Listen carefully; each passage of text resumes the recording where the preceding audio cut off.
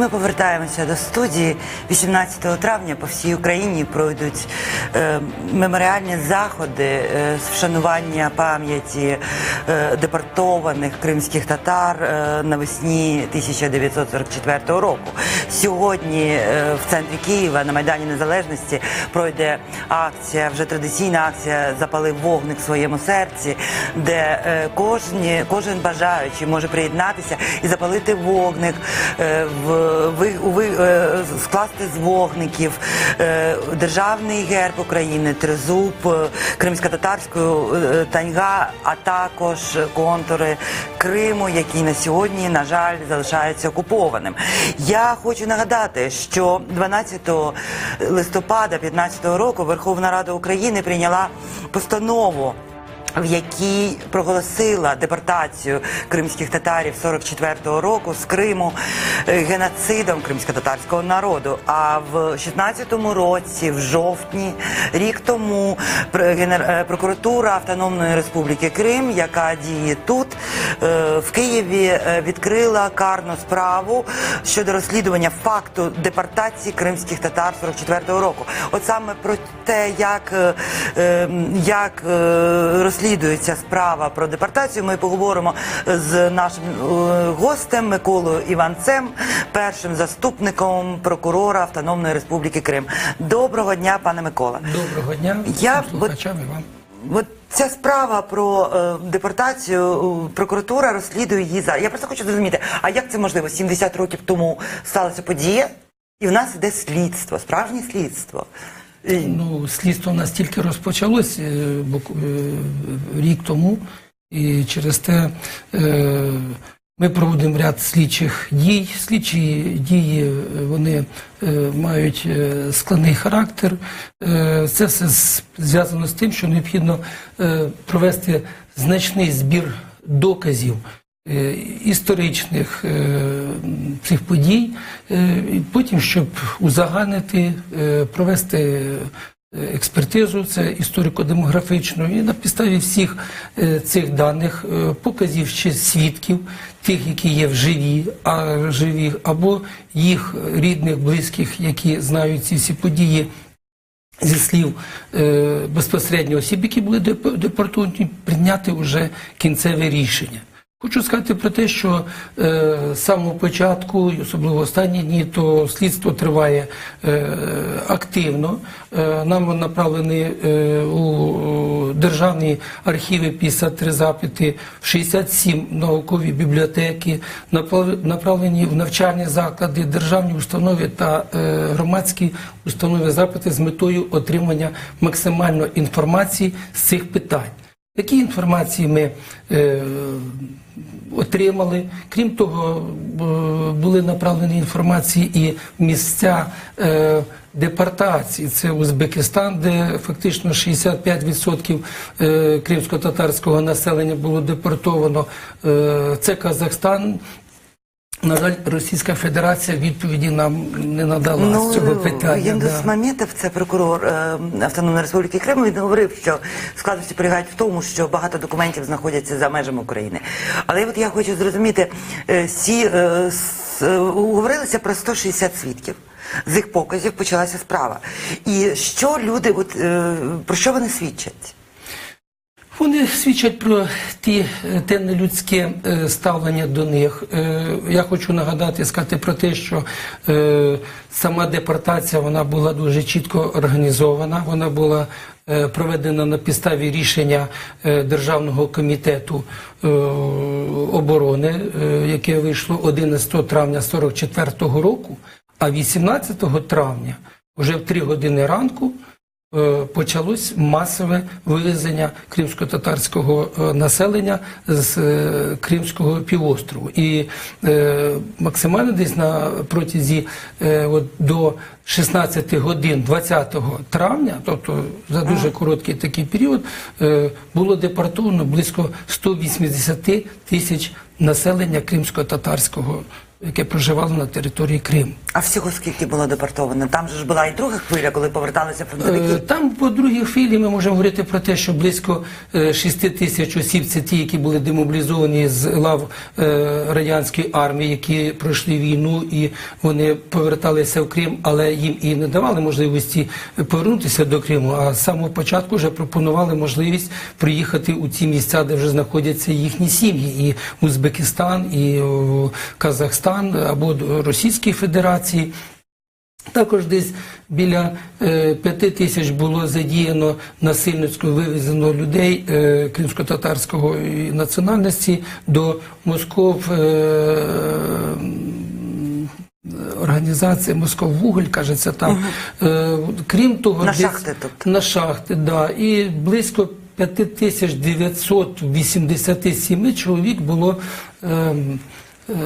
як ворогів народу, було відправлено в концтабори, і теж таким чином. Тобто ми говоримо, що десь із літа 1944 року фактично з кримського населення там були поодинокі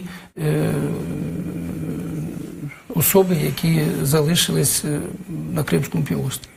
Я просто, знаєте, про що думаю, от ця історія з депортацією, насправді, в мене в Криму була подруга, знайома, яка дуже пишалася тим, що її дід, будучи прокурором, був тим, хто виселяв.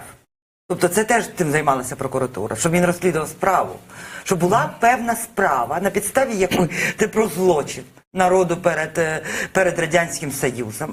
І на підставі цієї справи, яка була розслідувана в 44-му році прокуратурою, було прийнято рішення про депортацію. Ви знайшли цю справу?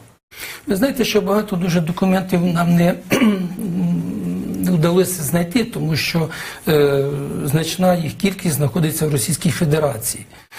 Через що ми проводили таку роботу щодо музеях і державних установах і інших. Такої інформації Вони не дають вам? Наші українські дають.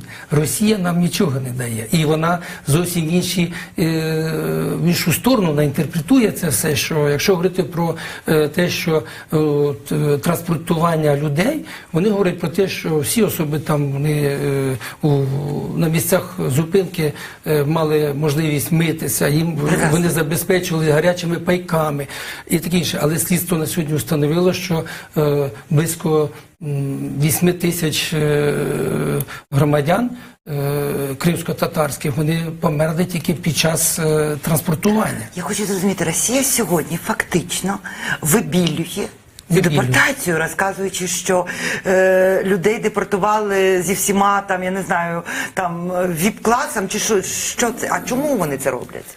Зрозуміло, що злочини, ті, які були вчинені, вони ж лежать на російській стороні, тому що це все воно ж всі команди і рішення, які приймалися, вони приймалися у Москві. І комітет оборони, який очолював Сталін, заступником був Ворошилов. Там же був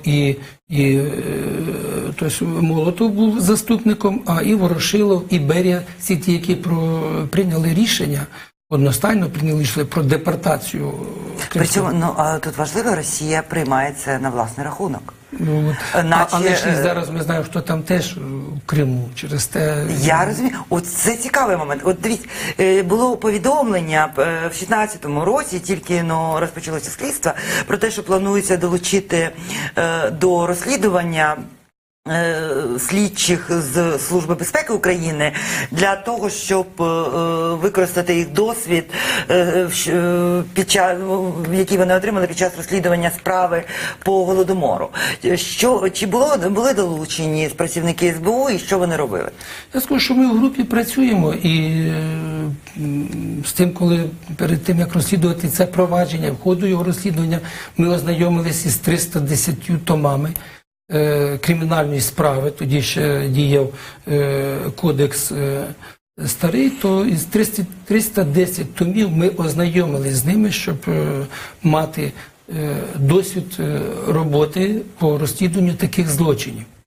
таких злочинів. І деякі документи ми оглянули і залучили їх до нашої кримінального провадження. Крім того, були залучені і працівники Служби безпеки для допомоги у розслідуванні даного провадження щодо депортації. З нами на зв'язку є Борис Бабін, доктор юридичних наук, професор, і ми хотіли би поговорити з ним стосовно юридичної складової. Доброго дня, пане Борисе. Доброго дня. Доброго. Доброго дня. Ми зараз обговорюємо розслідування, яке проводиться прокуратурою Автономної Республіки Крим щодо депортації кримських татар.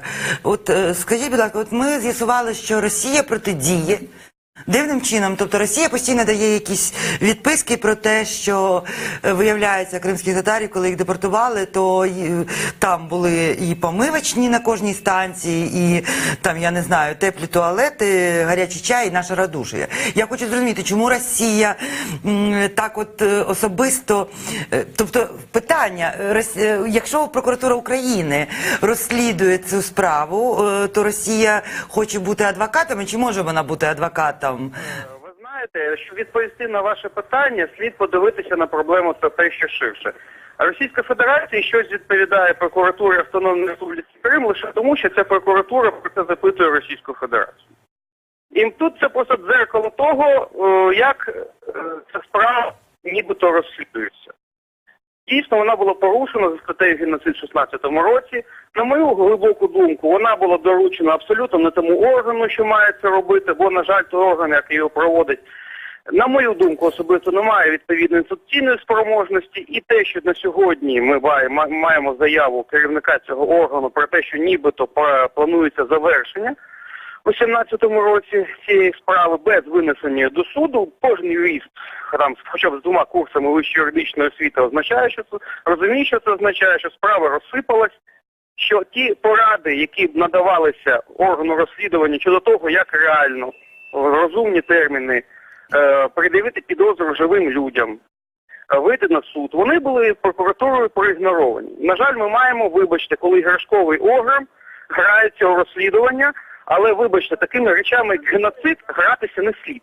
Я впевнений, що після того, як буде припинено відповідне розслідування, будемо мати величезну кількість позовів проти 2 держав, і проти Росії, і проти України в міжнародних інстанціях потерпілих щодо неякісного розслідування цієї справи. Зрозуміло, що половина і лежить на Росії, безумовно, це ніхто її не знімає, це навіть не обговорюється, що Росія, як правонаступниця СРСР, відповідає за цей геноцид, що триває, підкреслюю, досі, хоча це не хоче визнавати керівництво прокуратури АРК, і Російська Федерація буде відповідати за відповідні перешкоджання розслідуванню, але кожна розумна людина, підкреслюю, розуміла б це з самого початку і не перекидала якісь власні недоліки на позицію Російської Федерації. Якщо ми хочемо, щоб вона нам допомогла це розслідувати, ну, вибачте, це, мабуть, в якомусь такому ідеальному мірі тоді ми маємо жити.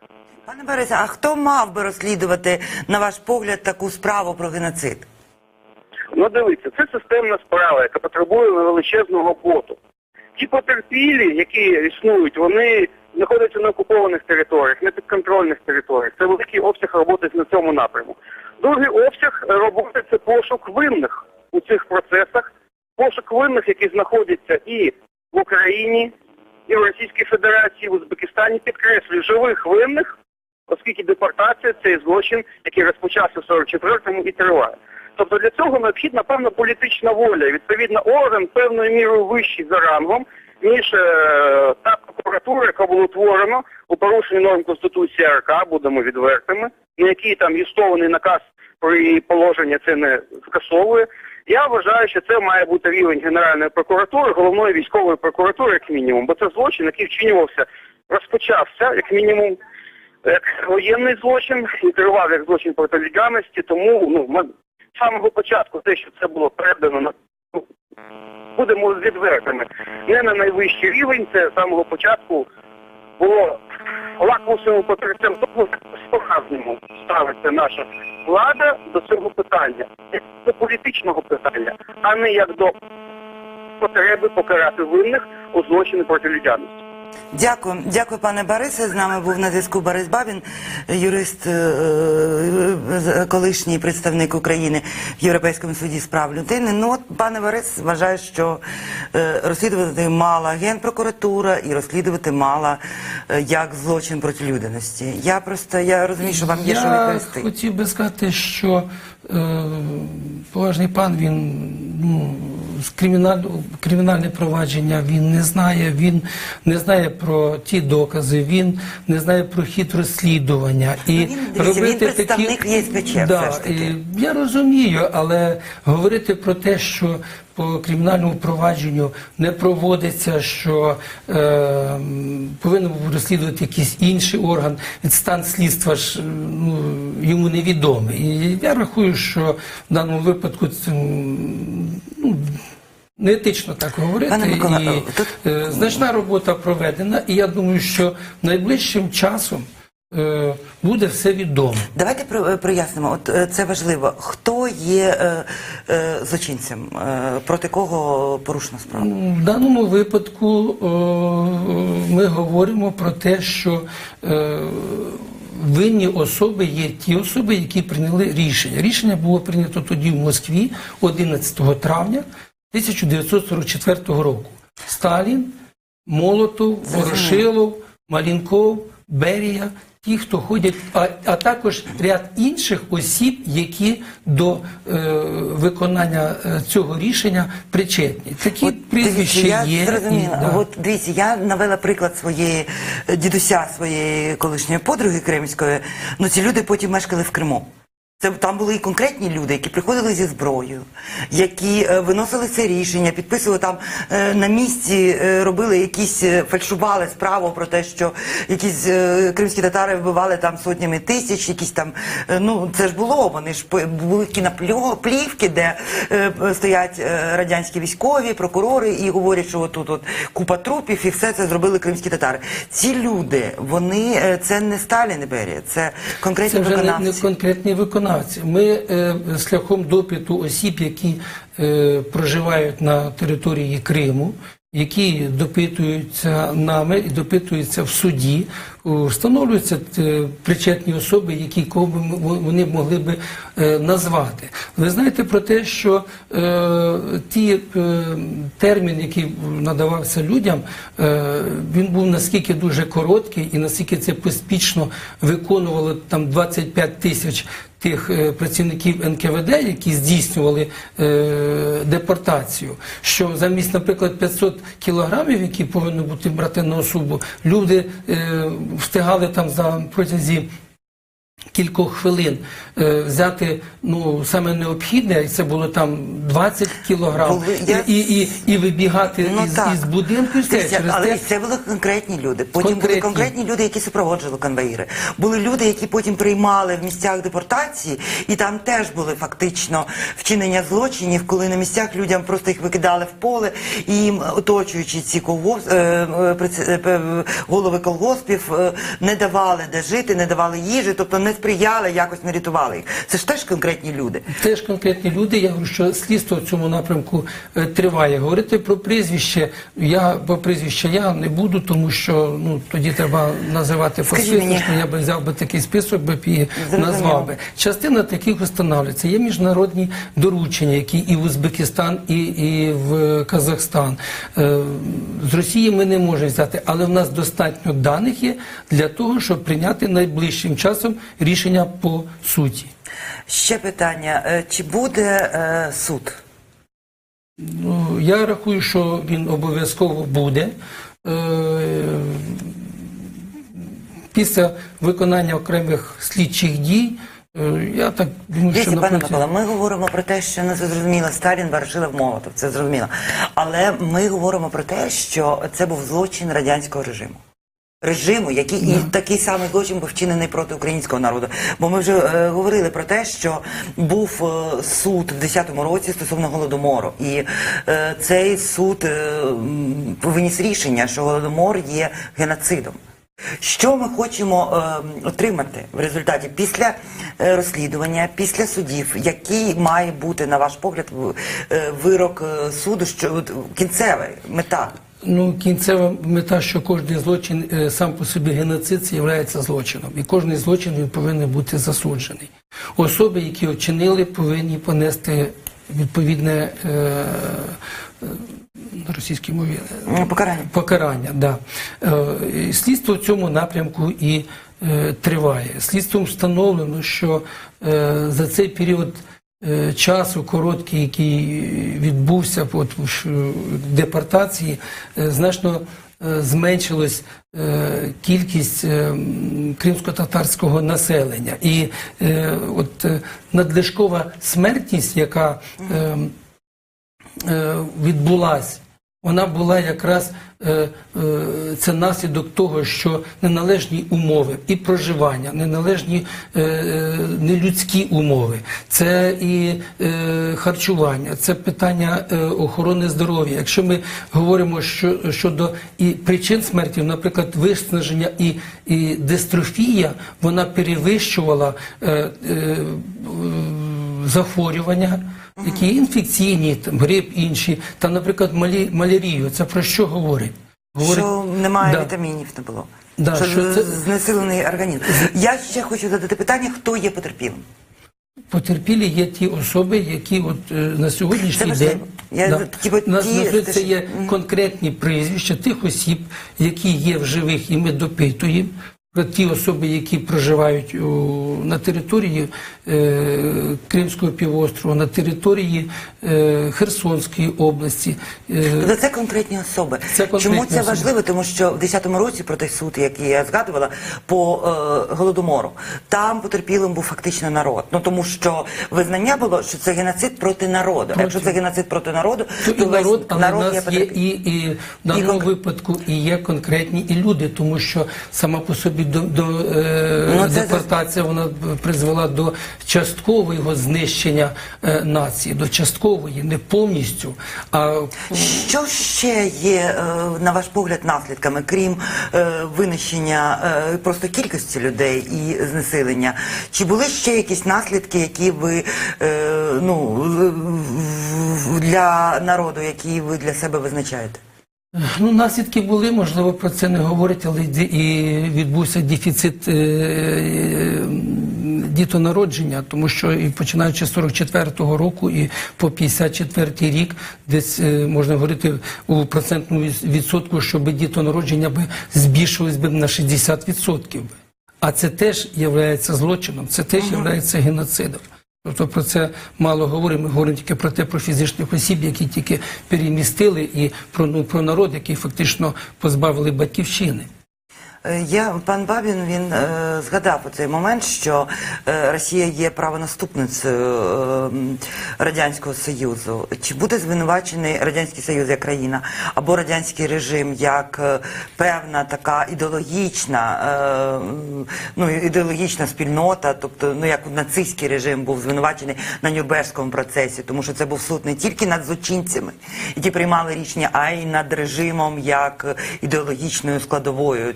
Ми говоримо про те, що тоді, хто очолював державу, хто приймав такі рішення і хто встановлював такий режим. І я хотів би сказати, щоб і для глядачів, які слухають, про те, що якщо говоримо про смертність населення, я говорю якраз щодо надлишкової смертності, то в порівнянні цифра, яка має надлишкову смертність в Голодоморі, вона склала 13% до загальної кількості населення. Під час Великої Вітчизняної війни вона склала 19%, це Велика Вітчизняна війна. А депортація, вона склала, уявіть собі, 23-25%. Це є злочином,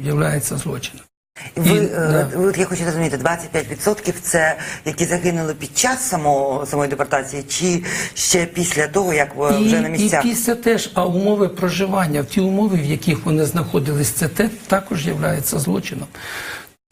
Чи можемо ми сподіватися, що геноцид кримськотатарського народу після завершення вашої справи, після суду, я сподіваюся, що він буде визнаний світом?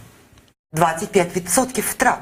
25. Це Велика величезно. вітчизняна війна. Я чому ці цифри навів? Що Голодомор 13, 19 Велика вітчизняна війна. Так я от хочу зрозуміти, А, чи я- світ може... От ми говоримо, зараз Гройсман нас вчора в Ізраїлі закликав підтримати, що Ізраїль прийняти рішення, що Голодомор був геноцидом проти українського народу. От чи можемо сподіватися, що Україна буде на підставі вашого розслідування говорити, піднімати питання Я про думаю, визнання? що да. А як в світі взагалі визначається геноцид? Є якісь Є якісь конвенції ознаки? міжнародні, де і фактично ця стаття вона побудована на тих принципах і засадах, які є в міжнародному праві, в міжнародному гуманітарному праві. Ну от насправді, от дивіться, завтра ми будемо визначати ці роковини, і тут дивна історія. Український народ і кримськотатарський, вони мають таку спільна точка, оцей злочини, які вчиняв режим проти двох народів. Тобто, і чомусь серед українського суспільства немає розуміння того, що насправді, що те, що сталося з кримськими татарами, це продовження фактично політики винищення. От це так був назвав це Тімоті Снайдер, політика винищення, яку проводив комуністичний режим. Тобто українці якось відокремлюють від себе цю ситуацію. Вони співчувають, але чомусь не сприймають особисто. Чи якось навпаки? Як ви собі це відчуваєте? Ну, я особисто приймаю. Я просто хочу зрозуміти, а чи є у вас Я думаю, що це все залежить від того, яка буде в цьому плані обізнаність народу. І я думаю, що народ, який втратив кілька мільйонів від Голодомору, від тих подій, які страшних дуже. І якщо подивитися, то цей голод був і у 21-му році, потім 32-й, 33-й рік, був голод на Україні і в 47-му році. Ми бачимо таку цілу систему від режиму, яку український народ претерпів. Я просто, знаєте, от як ви для себе це відчуваєте? От ви проводите це слідство. Чи є там у вас в свідках не кримські татари? Хто свідчить проти злочинів?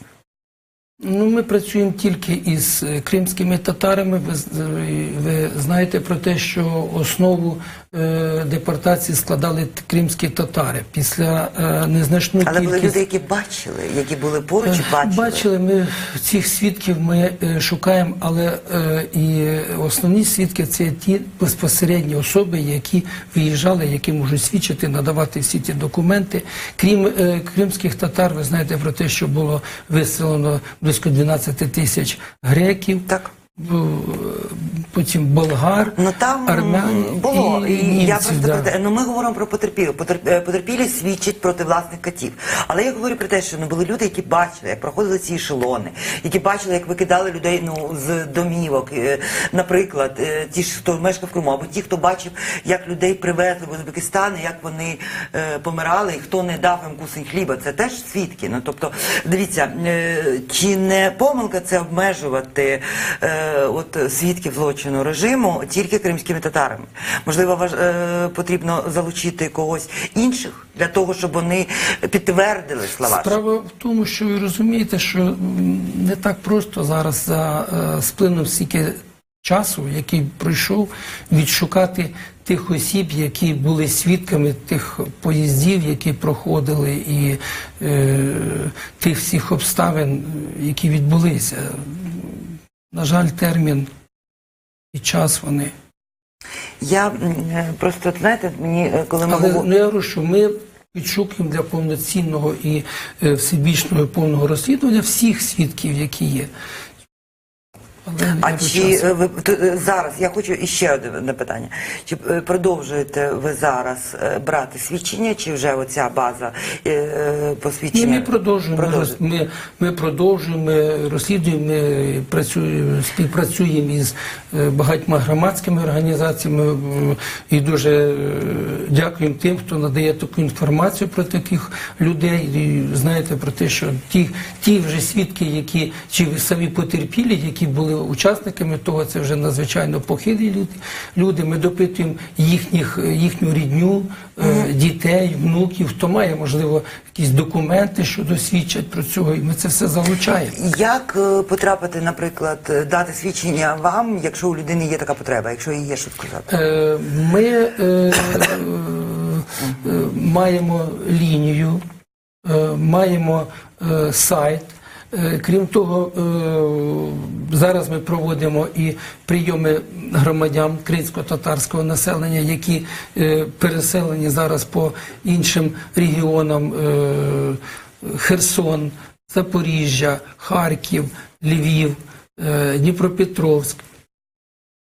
І там же ми відшукуємо, там ми приймаємо людей, здійснюємо прийоми з тим, щоб відшукати також таких свідків. Але разом, крім того, щоб відшукати і свідків подій 44-го року, ми і встановлюємо осіб, які дали нам покази щодо теперішнього злочину, який створює агресор на півострові Крим. Російська Федерація. Да, Російська Федерація. Чому ці переселення відбулись, які мотиви, під якими тисками? Ми маємо вже закінчувати. Наш блок підійшов до свого кінця, але програма «Бугунь» триватиме. Через кілька хвилин для вас в студії почнуть роботу Оксана Денисова та Осман Пашаєв. Я тільки хочу сказати, що, наприклад, Сполучені Штати, прокурор Сполучених Штатів в Міжнародному трибуналі Нюрнберзькому, він говорив не тільки про злочинців, він говорив про злочини нацистського режиму. Я з вами прощаюся, зустрінемося у суботу на програмі «Майбутнє Крима». На все добре.